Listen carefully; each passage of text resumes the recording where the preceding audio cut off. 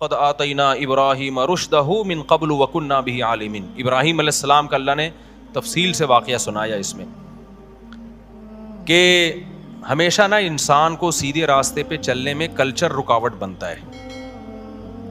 ہر قوم گمراہ کس کی وجہ سے ہوتی ہے؟ کلچر. اب دیکھو جرمنی میں آپ کو زیادہ نشہ نظر نہیں آئے گا, وہاں غیر قانونی ہے, وہاں کا کلچر نہیں ہے کہ سب نہ پئیں, جس نے پینا ہے بھائی چھپ کے, کچھ بہت ساری قانون سازی ہے. لیکن ایک اور یورپ کا کنٹری ہے, اس کا نام ذہن سے نکل گیا, ادھر الاؤ ہے. وہ کون سا ملک ہے یار, ابھی میں جاتے جاتے رہ گیا وہاں پہ, میں یہی سن کے نہیں گیا, میں نے کہا ایسا نہ کو سٹے وٹے کی عادت پڑ جائے مجھے. اب ایک یورپ کا ملک ہے ادھر, اب ہے نہیں یار, یورپ کا ایک بڑا مشہور ملک, خیر یہ نام یاد نہیں آ رہا, اچھا ہی نہیں آ رہا ورنہ لوگ پہنچ جاتے ہیں وہاں, جتنے بھی چرسی ہیں نا کہتے یار سنا ہے لیگل ہے وہاں لیگل ہے, آپ سٹا لگا سکتے ہیں. اب جہاں لیگل ہے وہاں سٹے کو برا نہیں سمجھا جاتا, بھائی سب پی رہے ہیں تو ہم نے پی لیا تو کیا ہوا. لیکن جہاں لیگل نہیں ہے وہاں کیا سمجھا جا رہا ہے, کیونکہ وہاں اتنا رواج نہیں ہے. ہمارے یہاں کوئی شراب پی کے آئے رشتہ لینے کے لیے, دو گے رشتہ؟ بھائی آپ نے پوچھا لڑکا کیا کرتا ہے, پیتا ہے. بھائی کب پیتا ہے؟ ابھی 4 بجے پیتا ہے, ابھی پی کے ہی آیا ہے وہ, شام 4 بجے نا. بولو گے یار انسان کا بچہ ہے یار تو. لیکن انگریزوں کے ہاں جب کوئی رشتہ ہوا تو رشتہ لینے ہی نہیں جاتے ان کے. اگر بالفرض کوئی چلا گیا تو لڑکی کے ابا خود پی کے بیٹھے ہوئے ہوں گے, تو وہ جو ہونے والا داماد ہے اس سے پوچھیں گے بھائی آپ کیا کرتے ہو, کہتے پیتا ہے, کہتے وہ تو میں بھی پیتا ہوں, پیتے تو سبھی ہیں, لا یار 2 گلاس اس کو پلا دے رہا, لگ رہا ہے آج پی نہیں ہے اس نے اس لیے ایسی باتیں کر رہا ہے. وہاں تو کیا ہے, پیش کی, سسر کی طرف سے داماد کو پیش کی جائے گی کہ ہم بھی پیتے ہیں آپ بھی پیا کریں. تو پتا چلتا ہے کہ یار یہ کلچر جو ہے نا, یہ اچھائی کو برائی اور برائی کو اچھائی بنا کے پیش کر دیتا ہے. بہت سی بری چیزوں کو ایسا بنا دیتا ہے کہ بری نہیں ہے, اچھی چیزوں کو ایسا بنا دیتا ہے کہ بری ہیں, وہ الٹا کر دیتا ہے. جہیز کا کلچر ہے ہمارے یہاں, حالانکہ انتہائی غلیظ فضول قسم کی پلیت چیز ہے یہ جہیز, زندگیاں برباد کر دی اس نے عورتوں کی. لیکن کلچر کیا کہتا ہے, ساس پہلے دن پوچھتی ہے کیا لے کے آئی, بہو اگر کہنا نہیں کچھ نہیں لے کے آئی تو یہ نہیں خوشی کہ ماشاءاللہ سنت کے مطابق شادی کی ہے, جی ماشاءاللہ میری بہو کتنی اچھی ہے, ہم نے سنت تہجد گزار ہے, پتہ چلا ساری سنتوں کو فالو کرتی ہے. ایسا نہیں ہوگا, بلکہ الٹا تانے ہوں گے, بھائی کیا تمہارے باپ نے کچھ نہیں دیا تمہیں, اب ایک اچھا کام تھا اس کو کیا پیش کیا جا رہا ہے. حالانکہ یہ تو بغیرتی ہے کہ داماد کمبخت تیرا ذمے تھے بیوی کو کھلانا پلانا, تو ڈبل بیڈ بھی بیگم کے گھر سے لے کر آ رہا ہے یار. پہلی رات سوتا بھی اپنے بستر پہ نہیں ہے تو, بیگم کے بستر پہ, بیگم کے تکیے, بیگم کی چادر, بیگم کی صوفوں پہ خود بھی بیٹھتا ہے اور اپنے دوستوں کو بھی بٹھاتا ہے. جن پلیٹوں میں ڈنر سیٹ میں کھانا کھا رہا ہے وہ بھی تجھے کس نے دیے ہیں؟ بیگم نے دیے ہیں. تو بغیرتی ہے کہ نہیں ہے؟ معذرت کے ساتھ, یعنی آپ لوگ کے علاوہ کی بات کر رہا ہوں, آپ لوگ نے تو مجبوری میں لیا ہوگا, مجبوری میں لیا نا آپ لوگوں نے, تو میں کب کہہ رہا ہوں کہ کوئی زبردستی کسی نے دی, زبردستی کی آپ نے تو. لیکن پرلے درجے کی بغیرتی ہے.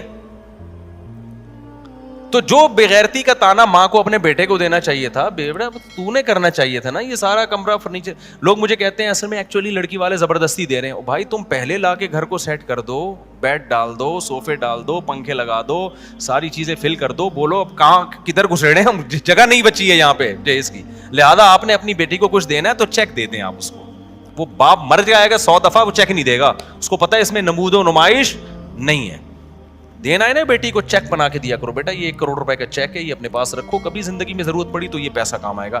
اور اس کا گولڈ خرید کے, بلکہ گولڈ خرید کے دے دیں, کیونکہ پیسہ ڈی ویلیو ہوتا ہے, تو گولڈ سونے کے سکے دے دیں آپ اپنی بیٹی کو, وہ بھی رخصتی ہو جائے چپکے سے کہ بیٹا یہ لاکر میں نے اپنے گھر میں رکھے ہوئے ہیں تمہارے, یہ وہ بھی وہاں نہ رکھو, تاکہ بھائی تمہارا اگر خدا نخواستہ کوئی مستقبل کے حالات پتہ نہیں ہوتے, یہ تمہارا گولڈ یہ سسرال میں رکھ دو, لیکن یہ تمہارا لاکر ہے جی, تم اس میں رکھ لو.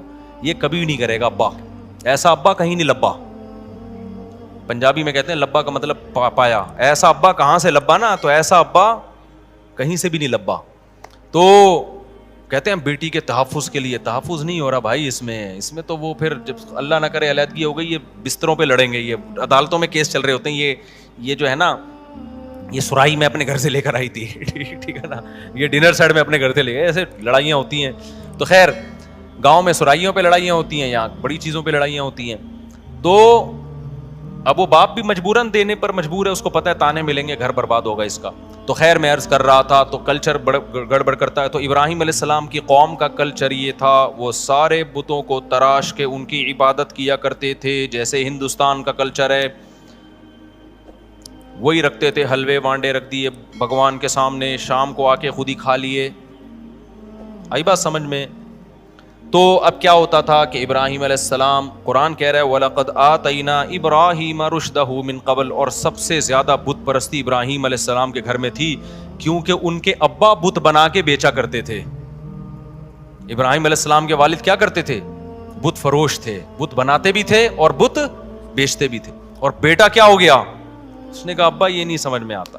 اللہ کہتے ہیں ہم نے ابراہیم کو ہدایت دی پہلے ہی, اذ قال لأبیہ وقومہ, جب انہوں نے اپنے ابا سے اور قوم سے کہا, ما ہذہ التماثیل, یہ کیا تصویریں ہیں. تماثیل کہتے ہیں بے جان تصویریں, یہ کیا بے جان تصویریں جن کے سامنے آپ لوگ جھکے رہتے ہو. یعنی بتایا کہ ان کی حیثیت سوائے پکچر کے, تصویر اور فوٹو کے کچھ بھی نہیں ہے.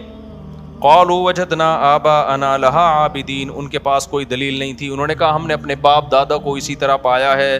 قال لقد کنتم انتم وآباؤکم فی ضلال مبین, تم بھی اور تمہارے باپ دادا بھی کھلی غلطی میں پڑے ہوئے تھے. قالوا اجئتنا بالحق, وہ حیران ہو گئے, یار اتنے کانفیڈنس کے ساتھ ابراہیم بات کر رہے ہیں کہ ہم لوگ سب کیا ہیں, غلط ہیں. اجئتنا بالحق, اے ابراہیم کیا تو واقعی سچی مچی کی باتیں کر رہا ہے, ام انت من اللاعبین, یا مذاق کر رہا ہے. ابراہیم علیہ السلام نے کہا نا نا نا نا, میں سیریس ہوں, میں مذاق نہیں کر رہا. بر ربکم رب السماوات والارض, تمہارا رب وہ ہے جس نے آسمانوں اور زمینوں کو بنایا. وانا علی ذلکم من الشاہدین, اور میں ان سب باتوں پر گواہ ہوں. وتاللہ لاکیدن اصنامکم, اس کے بعد دل میں قسم اٹھائی کہ تمہیں میں سمجھا کے تھک گیا کہ نہ یہ تمہیں کھلا سکتے ہیں, نہ تمہیں پلا سکتے ہیں, نہ تمہاری بگڑی بنا سکتے ہیں, لیکن تمہاری سمجھ میں آ نہیں رہا, تو میں ایک پریکٹیکلی ایک کام کر کے دکھاؤں گا.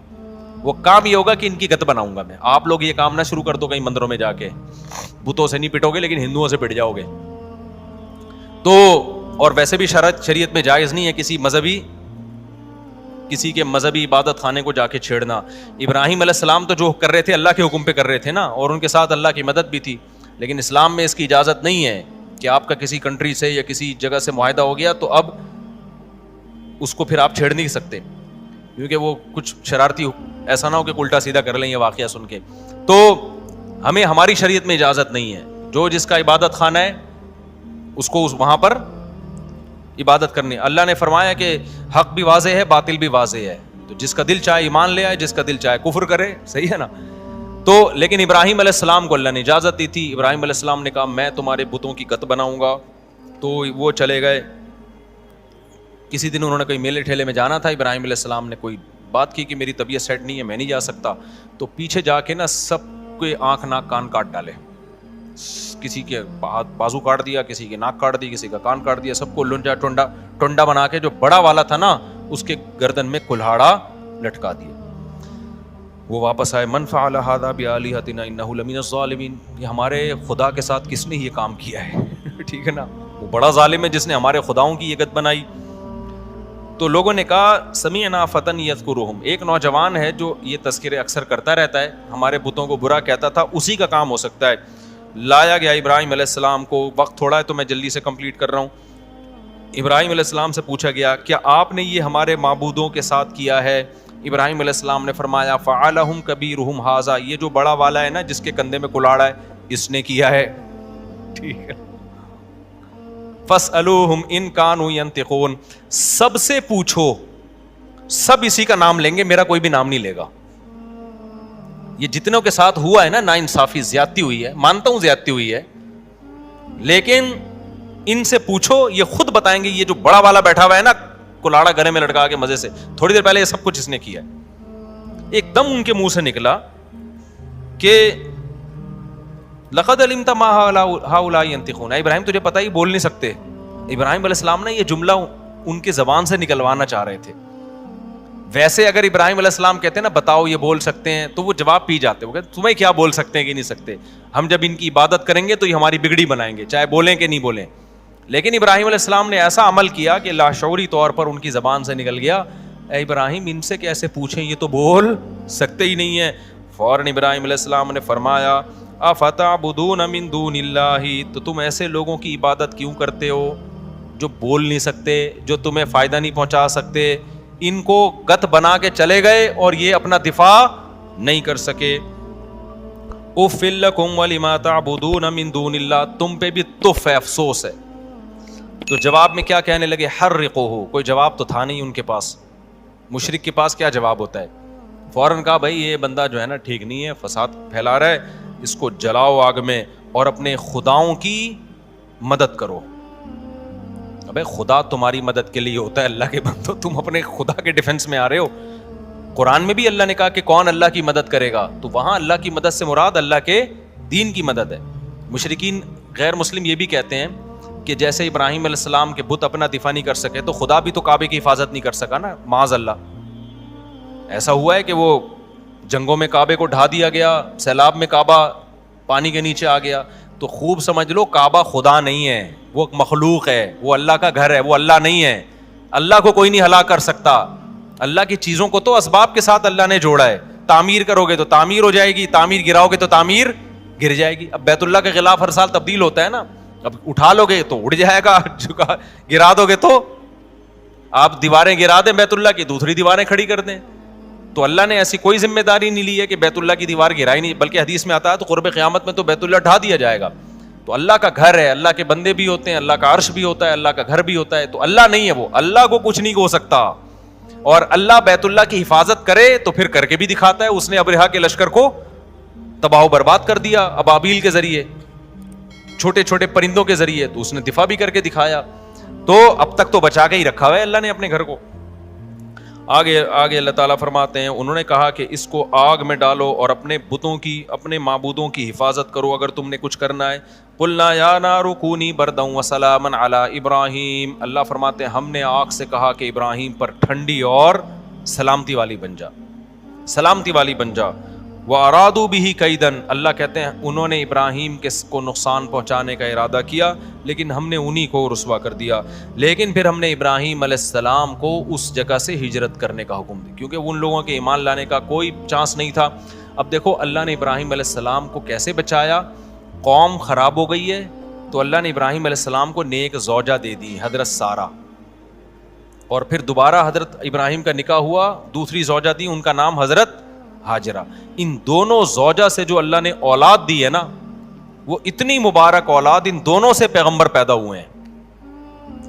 تو اس سے پتہ چلتا ہے کہ جب آپ اللہ کے لیے قربانی دیتے ہو تو اللہ اولاد کی صورت میں آپ کو نوازتا ہے. ابراہیم علیہ السلام نے کلچر چھوڑا نا، خاندان چھوڑا، تو اللہ نے اس سے بڑا خاندان دے دیا.